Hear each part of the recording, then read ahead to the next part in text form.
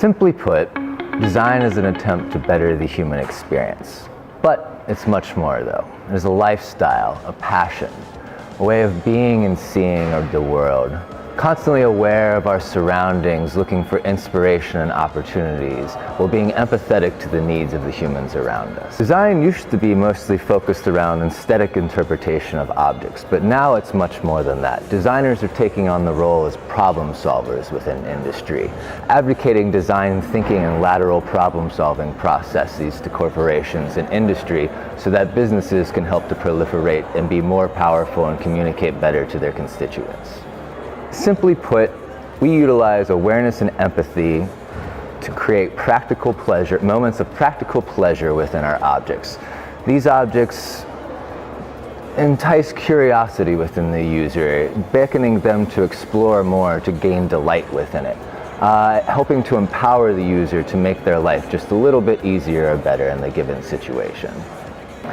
A lifelong pursuit of the passion of learning and gaining knowledge is the most important thing for any student to have, not just throughout their academic studies, but throughout their entire career and their life.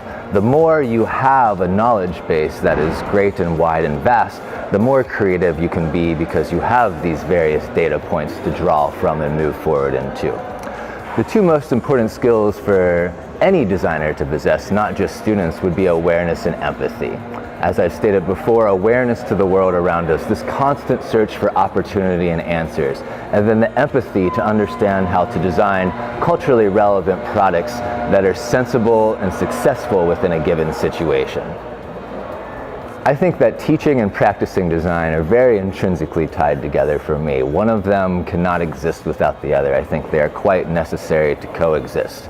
For me, teaching gives me the chance to develop and understand and practice my philosophies greater.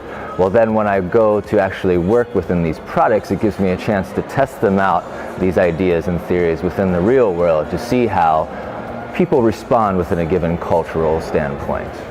So we're designing a chess set with the students, and simply it's about hierarchical formal relationships to create this gestalt or family of form. But it's also much deeper. We're utilizing human-centered approaches to help discover specific target users that we can create these objects for to help solve a problem within their daily life.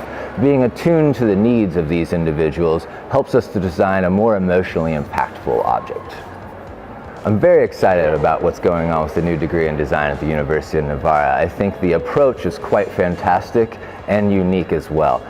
Tying in the anthropological and humanitarian aspects into the design is incredibly important. It helps us to be more culturally aware and empathetic to the people around us so that these products that we craft are much more impactful to the end user and have a greater lasting impact that helps to create these culturally relevant, timeless works of art and design. The concepts we've seen so far within the juries have been incredibly unique and very impressive. I'm very excited to see how they continue to develop them into the actual formal models.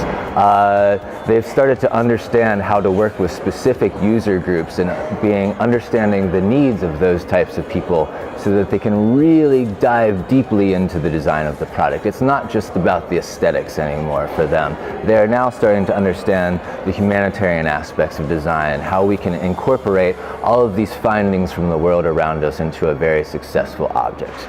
And I think the results are going to be quite fantastic. I'm very much looking forward to seeing that.